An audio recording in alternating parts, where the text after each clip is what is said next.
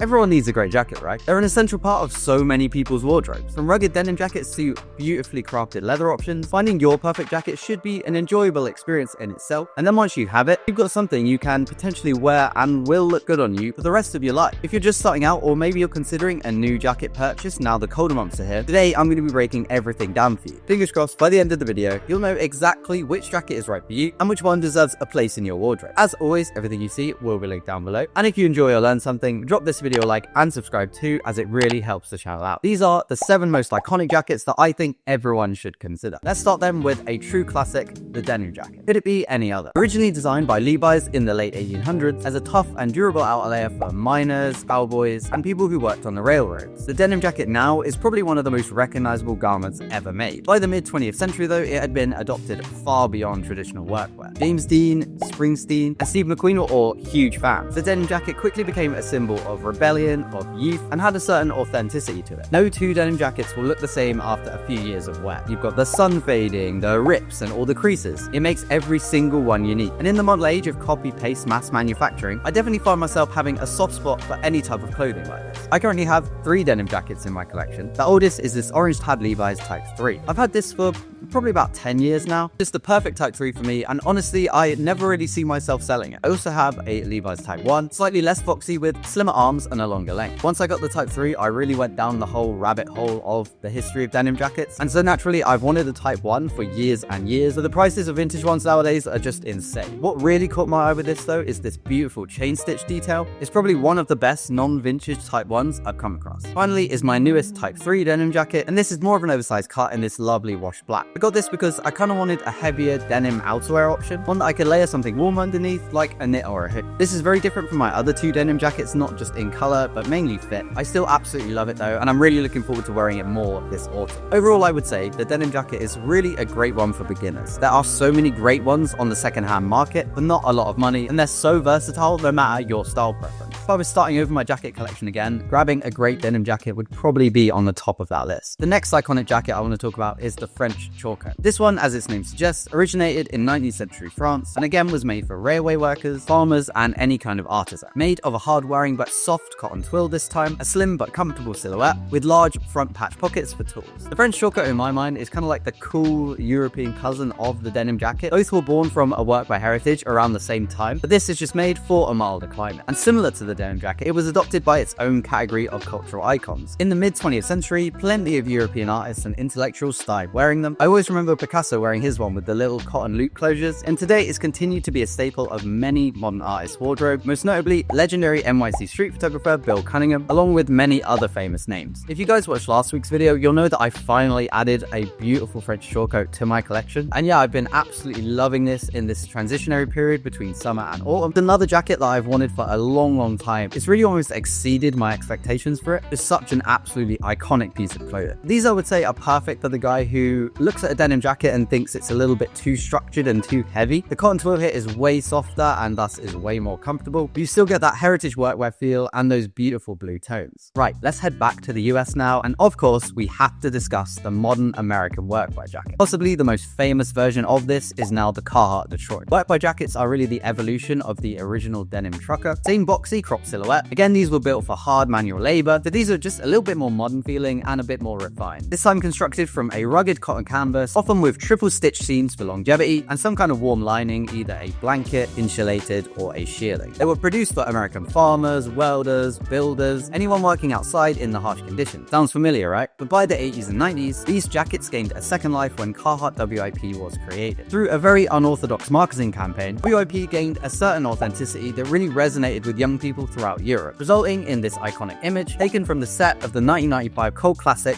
La Haine. And since then, the Detroit has been specifically featured in so many big cultural moments. Matthew McConaughey in Interstellar immediately comes to mind, but it's also been seen on so many influential photos. The Detroit currently is probably the most popular it's ever been, and nowadays its influence on modern fashion and modern design cannot be understated. So many brands today are recontextualizing them and putting their own spin on it through their design philosophy. For example, I can't of course not mention my Cole Buxton workwear jacket. Personally though, I just think Detroits are just incredible pieces of kit. They're a very simple simple, straight to the point kind of jacket, but they just look so good on so many people. A Detroit or whatever kind of workwear jacket I would say is perfect for you guys who appreciate the qualities of a great denim jacket, like the weight of them or the way they age, or want something a little more modern feeling, a bit more comfortable, and a lot warmer. This here is my beige Detroit, and I've had it for probably about 4 or 5 years now. Even now, every time I wear it, I absolutely love it. Now, let's move on to one of the most recognizable pieces of outerwear ever made, the leather jacket. For the longest time, I wasn't actually a fan of leather jackets. Not saying they're not incredible or anything, just the version that always came to my mind whenever I thought of leather jackets was the biker style, something born from the Shop Perfecto motorcycle jacket. I saw these, and even now, I still think they're a little bit over the top for my style. The original Perfecto came out in the 1920s, but it wasn't until the 1950s when the jacket exploded into the cultural spotlight. Marlon Brando, of course, wore it in the Wild One, and James Dean was frequently seen in one. By the 70s and the 80s, it was reinterpreted again, this time by iconic bands like the Ramones and the Clash, worn as a key part of their stage uniform. And since then, the leather jacket has really never left the limelight. It shows up in film after film and has seen countless iconic interpretations on the runway and also in streetwear. Personally, I think what makes it so enduring is just how adaptable and universally applicable leather is as a material. And nowadays, so many brands from all different types of backgrounds are making incredible leather jackets. You've got heritage brands like Aero Leather and Shot, of course. Smaller brands like Mutimer and Pearl Ivory are also producing some beautiful pieces. And of course, streetwear giants like ALD, Cole Buxton, and Supreme, I've just actually seen, are releasing a leather racer jacket as part of a collab with Shot for fall 2025. I've been doing a lot of trends digging recently in preparation for my upcoming fall winter trends video, and honestly, I think leather jackets are going to be one of the most popular jacket options this fall and winter. Saying that though, I definitely wouldn't suggest going all out on a leather jacket as your very first jacket purchase though, unless, if you really want one. First of all, they are not cheap, especially the good ones worth investing in. They're also, at least to me, just not quite as versatile as some of the other options on this list. Maybe this is just me, but I've always felt kind of pigeonholed into how I need to dress whenever I wear one. Like I have to style it in a certain way, otherwise it just looks a bit weird. I don't know, maybe that's just me. I am still on the hunt for my own perfect leather jacket, but either way, it is great to see that over 100 years later from when the original Shop Perfecto was released, leather jackets of all styles are still just as popular and relevant as ever. Right, moving on, and this is more of a personal pick to add to this list, I had to include a Barbour jacket. Barbour was founded back in 1894 in South Shields, England. Right from the start, their wax cotton jackets were made with maximum functionality in mind. Built to keep out the rain and the wind, they were worn by fishermen and farmers, really anyone who had to deal with the milder but very unpredictable British weather. Categorized by their wax-coated cotton construction, which made them waterproof, comfortable, and just super reliable. The fact that you could re-wax and repair them meant that they could last for decades with proper care. Over time though, the jacket kind of grew into a symbol of the British countryside itself, still adopted by farmers, gamekeepers, and even members of the royal family. Also today, and you will spot these absolutely everywhere in the UK, and even in streetwear collabs with Bape, Palace, and Supreme. I've had mine for years now, I love it to pieces, and it has been all over Europe with me. I know it fondly as my old reliable. It just takes any type of unpredictable weather in its stride, and again, it honestly feels like something I could potentially own for the rest of my life. Barbour jacket, I would say, is a great first option if practicality is at the top of your list. They do, of course, also look great. You will be pretty hard-pressed to find something more functional and reliable than a Barbour jacket. Next up, we of course have the iconic MA1 bomber jacket. The first standardized flight jacket, the A1, was introduced by the US Army in 1927, featuring the iconic knit collar, cuffs, and chunky elasticated waistband. These details are there to enhance the jacket's insulation and its fit too. By the 1950s, the MA1 had become standard issue, made from a heavy-duty nylon in this iconic green, with of course that distinctive orange lining on the inside. And from its inception by the Army, it didn't take long at all for the jacket to move off of the airfields and onto the street. Surplus stores sold them for incredibly cheap and made them easy to get a hold of, and from that, so many different subcultures quickly picked them up. Whenever I think of a modern cultural moment for the bomber jacket, it has to be that sick quilted satin bomber that Ryan Gosling wears in Drive. I myself went very classic with my MA1 here in this lovely olive green, and this I have to say is not one that I always gravitate toward, but when I do, I always say to myself it looks amazing and that I need to wear it more. It's also just great to have such an iconic jacket in the collection. Again, I would say a bomber isn't necessarily as versatile as some of the other options here. Definitely one you should still consider though if you like the look of them or you personally enjoy their military heritage. And finally, the last jacket, the heavyweight of modern outerwear,